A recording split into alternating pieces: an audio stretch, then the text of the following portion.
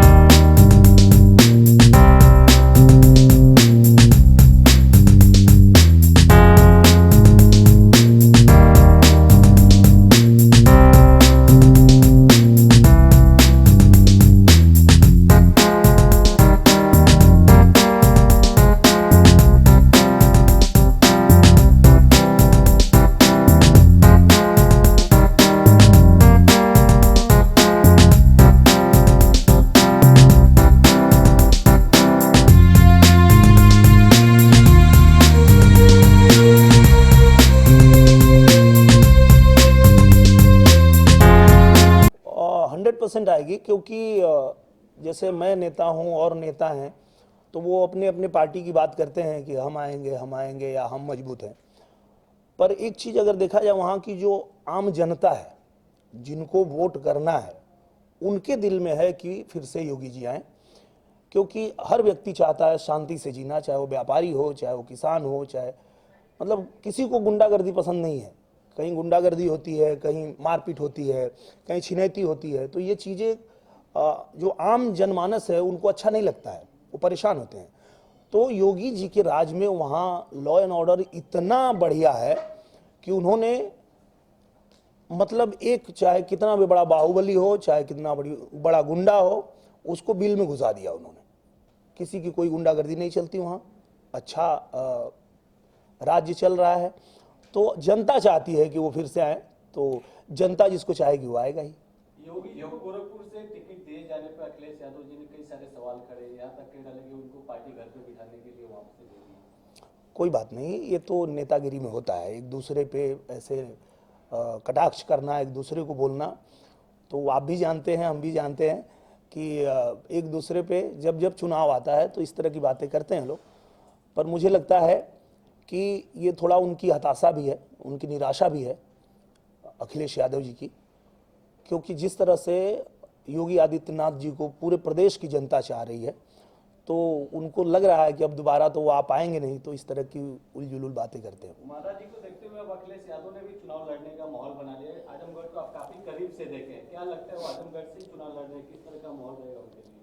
अच्छा रहेगा, क्योंकि आजमगढ़ में तो उनकी पार्टी मजबूत है ही, और आजमगढ़ से चुनाव उनके पिताजी भी पहले लड़े थे, अभी वो भी लड़े थे, और आगे भी वो लड़ सकते हैं।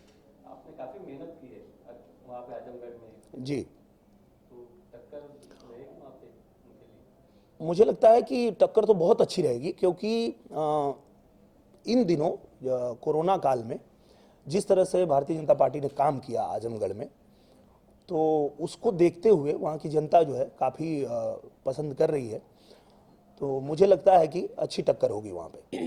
टिकट समाजवादी पार्टी के कैंडिडेट का टिकट जब आया तो कई सारे नेता सामने आए खुल के और अपनी अपनी अब दुख प्रकट करे। जैसे आजम खान साहब के लड़के आए, बोलते हमारे पिताजी को बहुत तकलीफ है, बहुत तकलीफ है इस गवर्नमेंट में, जी, इनको हराना चाहिए। तो इस तरह के जो बाहुबली टाइप के लोग हैं जो खुल के आके अपनी दुखड़ा रो रहे हैं और जीतने की अपील करे लोगों से, जी, मुझे लगता है प्रदेश की जनता जानती है कि अगर सुकून से रहना है, तरक्की करना है, आगे बढ़ना है, तो योगी जी की सरकार ही दोबारा बननी चाहिए। बाकी अगर गुंडे और माफियाओं का राज किसी को चाहिए तो वो उनको सपोर्ट करेगा, लेकिन मुझे नहीं लगता है कि किसी को भी गुंडे और माफिया चाहिए। दिनेश भाई, उनके परिवार से भी, मुलायम सिंह के परिवार से भी जो उनकी बड़ी बहू है वो उन्होंने सपा का दामन छोड़ दिया, साइकिल छोड़ के अब वो बीजेपी में आ गई है। इस पर क्या रिएक्शन है? अच्छी बात बोला उन्होंने, आपने भी सुना होगा। उनकी बात सुन के मुझे भी लगा कि हाँ, ऐसा कोई भी व्यक्ति होगा तो वो यही करेगा। उन्होंने कहा मेरे लिए राष्ट्र पहले है।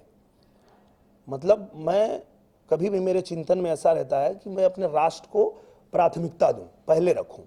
और योगी जी और मोदी जी के साथ मिल करके अगर वो देश के लिए कुछ करना चाहती हैं तो इसलिए ही आई हैं। तो बीजेपी छोड़ के भी बहुत सारे लोग जा रहे हैं, इस चुनाव से पहले बहुत सारे लोग छोड़ के जा रहे हैं, उन्हें फिर क्या कहना चाहते हैं? राष्ट्रवादी से क्यों दामन छोड़ रहे हैं? नहीं नहीं, आ जा सकते हैं, कोई बात नहीं। वो तो देखिए, किसी को टिकट मिला, किसी को नहीं मिला, उसको चुनाव ही लड़ना है तो वो जा सकता है।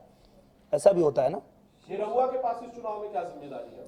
निरहुआ के पास फिल्म की जिम्मेदारी है कि मतलब पूरे उत्तर प्रदेश में जितनी फिल्में बन रही हैं, मुझे नहीं लगता कहीं भी बन रही होंगी, तो वहाँ पे मेरी जिम्मेदारी है फिल्मों को लेकर के। और मैं अभी जा रहा हूँ 5 तारीख से कहाँ, चंदौली। मुन्ना भैया शूटिंग कहाँ है अपनी? चंदौली में मैं शुरू करने जा रहा हूँ शूटिंग। जिस तरीके से ये शूटिंग चालू हो रही है, लेकिन इलेक्शन है तो सेलिब्रिटी की ज्यादा मांग रहती है, तो आप दोनों का भी आंध्र प्रदेश, आपका और कैसे तरीके से अभी प्लानिंग है? कुछ इलेक्शन कैंपेन के लिए क्या बुलाया जा रहा है? बिल्कुल, बीच बीच में हम लोग जाते हैं वहाँ शूटिंग से, जहाँ भी रहता है।